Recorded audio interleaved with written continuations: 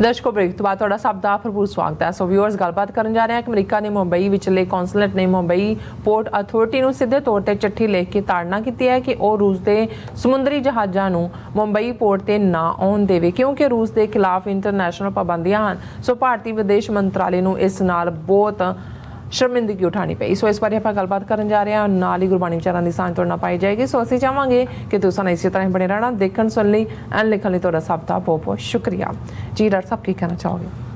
ਦੇਖੋ, ਇੱਕ ਪਾਸੇ ਭਾਰਤ ਦੇ ਹਾਕਮ ਵਿਸ਼ਵ ਗੁਰੂ ਬਣਨ ਦੇ ਦਮਗਜ਼ੇ ਮਾਰਦੇ ਨੇ, ਆਪਣੀ ਆਜ਼ਾਦ ਫੋਰਨ ਪਾਲਿਸੀ ਦਾ ਦਾਅਵਾ ਕਰਦੇ ਨੇ ਕਿ ਜੀ ਅਸੀਂ ਆਜ਼ਾਦ ਇਸ ਲਈ ਜੇ ਅਸੀਂ ਰਸ਼ੀਆ ਨਾਲ ਡੀਲ ਕਰ ਲਈ, ਅਸੀਂ ਉਹਨਾਂ ਦਾ ਕਰੂਡ ਆਇਲ ਲੈ ਰਹੇ ਹਾਂ, ਹੁਣ ਅਸੀਂ ਉਹਨਾਂ ਦਾ ਕੋਲਾ ਵੀ ਲਵਾਂਗੇ ਰਿਡਿਊਸ ਪ੍ਰਾਈਸ ਦੇ। ਜੀ, ਸਮਝ ਆਉਂਦਾ ਹੈ। ਔਰ ਕਈ ਵਾਰ ਈਵਨ ਪਾਕਿਸਤਾਨ ਦੇ ਕੁਝ ਜਿਹੜੇ ਲੀਡਰ ਨੇ ਉਹ ਵੀ ਇਹ ਕੋਟ ਕਰਦੇ ਨੇ ਕਿ ਜੀ ਦੇਖੋ ਇੰਡੀਆ ਦੀ ਕਿੰਨੀ ਇੰਡੀਪੈਂਡੈਂਟ ਫੋਰਨ ਪਾਲਿਸੀ ਹੈ। ਪਰ ਇੰਡੀਆ ਕਿਵੇਂ ਹੌਲੀ ਹੌਲੀ ਪਹਿਲਾਂ ਤਾਂ ਜਿਹੜਾ ਪਹਿਲਾ ਪੀਰੀਅਡ ਰਿਹਾ ਸੋਵੀਅਤ ਯੂਨੀਅਨ ਦੀ ਡਿਕਟੇਸ਼ਨ ਲੈਂਦੇ ਰਹੇ। ਅਸੀਂ ਅਕਸਰ ਡਿਸਕਸ ਵੀ ਕੀਤਾ ਹੈ ਕਿ ਈਵਨ KGB ਦੇ ਜਿੰਨੇ ਆਪਰੇਸ਼ਨਸ ਮਿਡਲ ਈਸਟ ਤੱਕ ਦੇ ਚੱਲਦੇ ਸੀ, ਦਿੱਲੀ ਉਹਦਾ ਹੈੱਡਕੁਆਰਟਰ ਸੀ।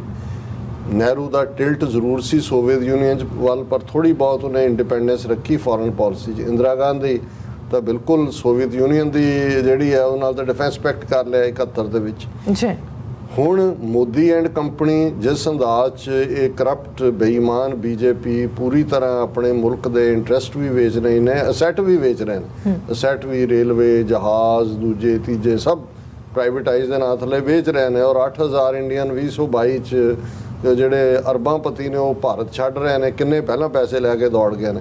ਔਰ ਭਾਰਤ ਦੇ ਵਿੱਚ ਇਹ ਜਿਹੜਾ ਬਾਹਰਲਾ ਇੰਟਰਸਟ ਹੈ ਜਾਂ ਜਿਹੜੇ ਮਲਟੀ ਕਾਰਪੋਰੇਸ਼ਨ ਵਾਲੇ ਨੇ, ਮਲਟੀਨੈਸ਼ਨਲ, ਉਹ ਕਿੰਨੇ ਪਾਵਰਫੁਲ ਨੇ, ਜਾਂ ਈਵਨ ਅਮਰੀਕਨ ਕਿਸ ਹੱਦ ਤੱਕ ਮਜ਼ਬੂਤੀ ਨਾਲ ਹੁਣ ਇੰਡੀਆ 'ਚ ਆਪਣੀ ਗੱਲ ਡਿਕਟੇਟ ਕਰਾਉਣ ਦੀ ਹਿੰਮਤ ਰੱਖਦੇ ਨੇ।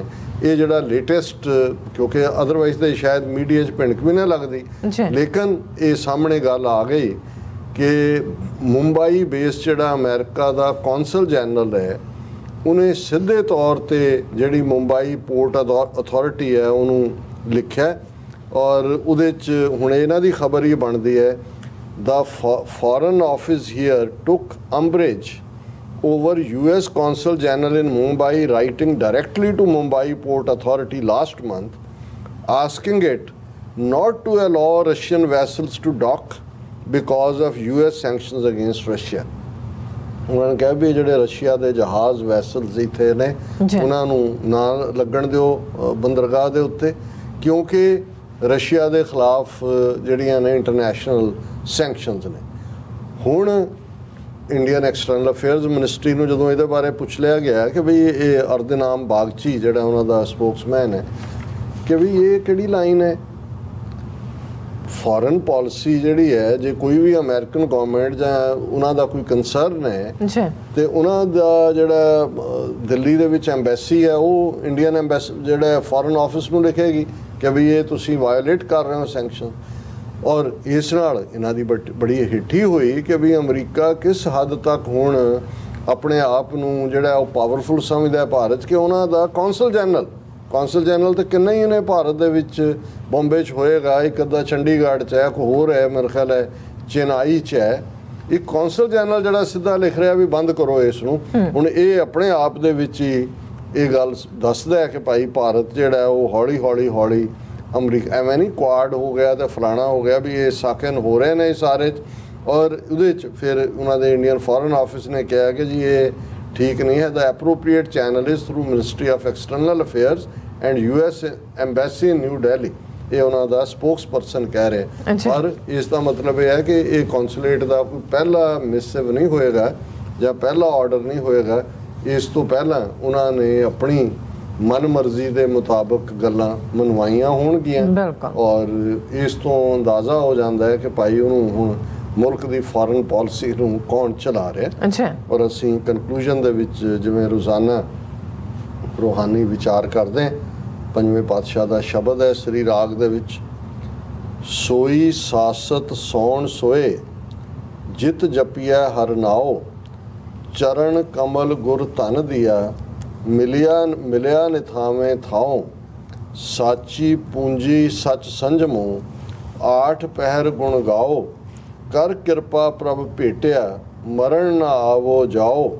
ਮੇਰੇ ਮਨ ਹਰ ਭਜ ਸਦਾ ਇੱਕ ਰੰਗ, ਘਟ ਘਟ ਅੰਤਰ ਰਵ ਰਿਹਾ, ਸਦਾ ਸਹਾਈ ਸੰਗ ਰਹਾਓ। ਜੀ ਰਹਾਓ ਦੀ ਤੁਕ ਨੂੰ ਕੇਂਦਰ 'ਚ ਰੱਖ ਕੇ ਅਸੀਂ ਵਿਚਾਰ ਕਰਦੇ ਹਾਂ ਸ਼ਬਦ ਦੀ ਕਿ ਹੇ ਮੇਰੇ ਮਨ, ਇੱਕ ਰੰਗ ਹੋ ਕੇ ਉਸ ਵਾਹਿਗੁਰੂ ਨੂੰ ਯਾਦ ਕਰ। ਮਤਲਬ ਇਹ ਹੈ ਕਿ ਕਿਸੇ ਵੀ ਹੋਰ ਡਾਈਵਰਸ਼ਨ 'ਚ ਨਾ ਪੈ, ਉਹ ਇੱਕ ਰੰਗ ਵਾਹਿਗੁਰੂ ਦੇ ਨਾਲ ਜੁੜ। ਮੇਰੇ ਮਨ ਹਰ ਭਜ ਸਦਾ ਇੱਕ ਰੰਗ।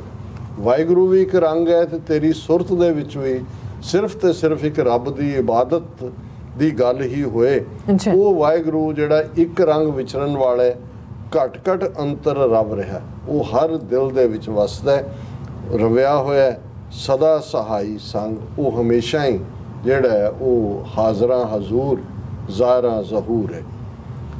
ਹੁਣ ਕਿਉਂਕਿ ਬ੍ਰਾਹਮਣ ਮਤ ਦੇ ਵਿੱਚ ਸ਼ਾਸਤਰ 4 ਵੇਦ 6 ਸ਼ਾਸਤਰ, ਫਿਰ ਪੁਰਾਣ, ਫਿਰ ਉਹ ਸਾਰਾ ਅੱਗੋਂ ਉਪਨਿਸ਼ਦ ਔਰ ਅੱਗੇ ਸਾਰੀ ਉਹਨਾਂ ਦੀ ਕਹਾਣੀ ਤੁਰਦੀ ਹੈ। ਔਰ ਇਸ ਲਈ ਜਿੱਥੇ ਵੀ ਗੁਰੂ ਸਾਹਿਬ ਨੇ ਇੱਕ ਰੱਬ ਦੀ ਬੰਦਗੀ ਕਰਨ ਦੀ ਹਦਾਇਤ ਕੀਤੀ ਹੈ, ਉੱਥੇ ਬ੍ਰਾਹਮਣਾਂ ਦੇ ਵੇਦ ਸ਼ਾਸਤਰਾਂ ਦੀ ਗੱਲ ਹਵਾਲਾ ਜ਼ਰੂਰ ਦਿੱਤਾ ਹੈ।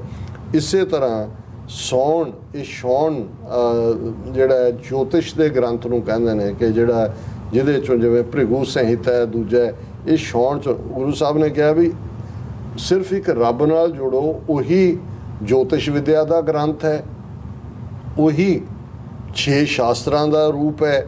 ਜਿਤ ਜਪੀਐ ਹਰ ਨਾਮ, ਕਿ ਭਾਈ ਇਹਦੇ 'ਚ ਸਿਰਫ ਤੇ ਸਿਰਫ ਉਸ ਵਾਹਿਗੁਰੂ ਨਾਲ ਜੁੜੋ ਤਾਂ ਕਿ ਉਸ ਵਾਹਿਗੁਰੂ ਦੇ ਨਾਮ ਦੇ ਨੂੰ ਤੁਸੀਂ ਜਪੋ। ਚਰਨ ਕਮਲ ਗੁਰ ਧਨ ਦਿਆ, ਮਿਲਿਆ ਨਿਥਾਵੇਂ ਥਾਉ, ਕਿ ਅਕਾਲ ਪੁਰਖ ਨੇ ਰਹਿਮਤ ਕਰਕੇ ਗੁਰੂ ਦੀ ਬਖਸ਼ਿਸ਼ ਦੇ ਨਾਲ ਉਸ ਅਕਾਲ ਪੁਰਖ ਦੇ ਨਾਲ ਮਿਲਾਪ ਹੋਇਆ। ਤੇ ਇਵੇਂ ਹੀ ਸੀ ਕਿ ਅਸੀਂ ਬੇਘਰੇ ਨਿਥਾਵੇਂ, ਜਿਨ੍ਹਾਂ ਦੇ ਕੋਲ ਕੋਈ ਥਾਂ ਨਹੀਂ ਸੀ, ਉਹਨੂੰ ਵਾਹਿਗੁਰੂ ਦੇ ਚਰਨਾਂ ਦੇ ਵਿੱਚ ਥਾਂ ਮਿਲੀ। ਔਰ ਇਹੀ ਸਾਚੀ ਪੂੰਜੀ ਸੱਚ ਸੰਜਮੋ, 8 ਪਹਿਰ ਗੁਣ ਗਾਓ। ਸੰਜਮ ਦੀ ਗੱਲ ਵੀ ਇਸ ਲਈ ਕਿ ਬ੍ਰਾਹਮਣਵਾਦ ਵਾਲਿਆਂ ਦਾ ਇੱਕ ਆਪਣਾ ਜਿਹੜਾ ਕਰਮਕਾਂਡੀ ਰੂਪ ਹੈ, ਉਹਨਾਂ ਗੁਰੂ ਸਾਹਿਬ ਨੇ ਫਰਮਾਇਆ ਕਿ ਭਾਈ ਉਹੀ ਵਾਹਿਗੁਰੂ ਦੀ ਇਬਾਦਤ ਤੁਹਾਡੀ ਸੱਚੀ ਪੂੰਜੀ ਹੈ, ਸੱਚ ਦੇ ਉੱਤੇ ਤੁਰਨਾ ਹੀ ਤੁਹਾਡਾ ਸੰਜਮ ਹੈ। 8 ਪਹਿਰ ਗੁਣ ਗਾਓ, ਚਤੇ ਪਹਿਰ ਜਿਹੜਾ ਉਸ ਰੱਬ ਨੂੰ ਯਾਦ ਕਰੋ।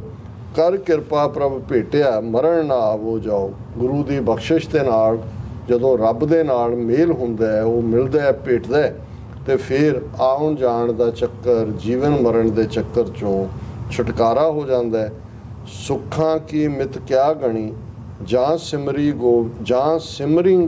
ਗੋਵਿੰਦ, ਜਿਨ ਚਾਖਿਆ ਸੇ ਤ੍ਰਿਪਤਾਸਿਆ, ਉਹ ਰਸ ਜਾਣੈ ਜਿੰਦ, ਸੰਤਾਂ ਸੰਗਤ ਮਨ ਵਸੈ, ਪ੍ਰਭ ਪ੍ਰੀਤਮ ਬਖਸ਼ੰਦ, ਜਿਨ ਸੇਵਿਆ ਪ੍ਰਭ ਆਪਣਾ, ਸੋਈ ਰਾਜ ਨਰਿੰਦ।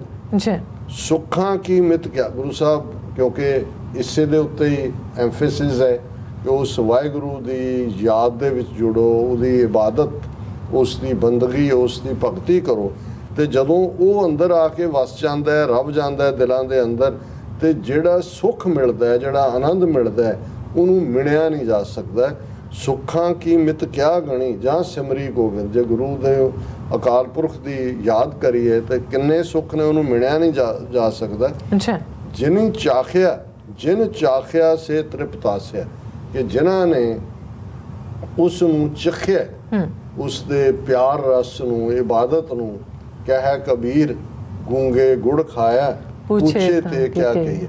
ਜਿਹਨੇ ਚੱਖ ਲਿਆ ਉਹ ਤ੍ਰਿਪਤ ਹੋ ਗਿਆ, ਤ੍ਰਿਪਤਾਸਿਆ, ਉਹ ਰਸ ਜਾਣੈ ਜਿੰਦ। ਉਹੀ ਜਿੰਦ, ਉਹੀ ਰੂਹ ਉਸ ਰਸ ਨੂੰ ਜਾਣ ਸਕਦੀ ਹੈ ਜਿਸ ਨੇ ਉਸ ਰਸ ਨੂੰ ਚਖਿਆ। ਸੰਤਾਂ ਸੰਗਤ ਮਨ ਵਸੈ, ਪ੍ਰਭ ਪ੍ਰੀਤਮ ਬਖਸ਼ੰਦ। ਉਹ ਵਾਹਿਗੁਰੂ ਪ੍ਰੀਤਮ, ਪਿਆਰਾ, ਬਖਸ਼ਣ ਯੋਗ ਹੈ। ਔਰ ਸੰਤਾਂ ਦੀ ਸੰਗਤ ਦੇ ਵਿੱਚ, ਭਲੇ ਲੋਕਾਂ ਦੀ ਸਹੀ ਪਿਆਰੇ ਮੇਲ, ਜਿਨ੍ਹਾਂ ਮਿਲਿਆ ਤੇਰਾ ਨਾਮ ਚਿਤਾਵੇ। ਇਹਦਾ ਸੰਤ ਦਾ ਮਤਲਬ ਇਹ ਨਹੀਂ ਹੈ ਕੋਈ ਚੋਲਾ ਪਾ ਕੇ ਜਾਂ ਗਲ 'ਚ ਮਾਲਾ ਪਾਈਆਂ ਹੋਈਆਂ ਜਾਂ ਆਲੇ ਦੁਆਲੇ ਜਿਹੜਾ ਕੋਈ ਹੱਥ 'ਚ ਉਹਨਾਂ ਦੀ ਮਾਲਾ ਫੜੀ ਹੋਈ ਹੈ, ਇਹ ਸੰਤ ਦੀ ਡੈਫੀਨੇਸ਼ਨ ਨਹੀਂ ਹੈ।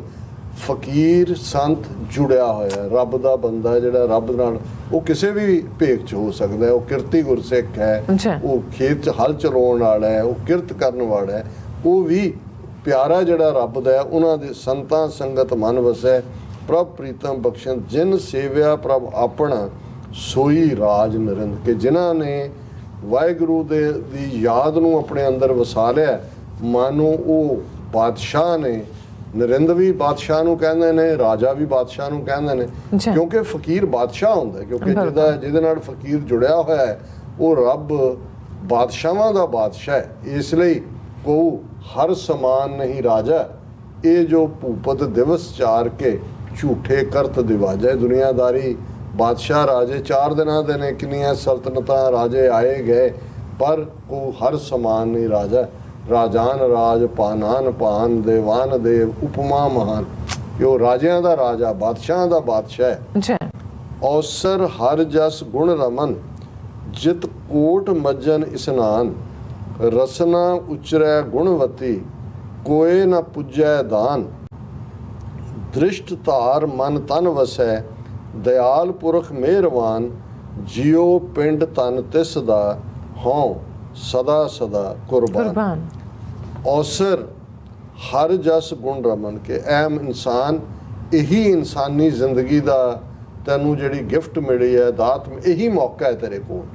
ਔਸਰ ਹਰ ਜਸ ਗੁਣ ਰਮਨ, ਕਿ ਰੱਬ ਦਾ ਜਸ ਕਰ, ਉਸ ਦੇ ਗੁਣਾਂ ਨੂੰ ਆਪਣੇ ਅੰਦਰ ਧਾਰ।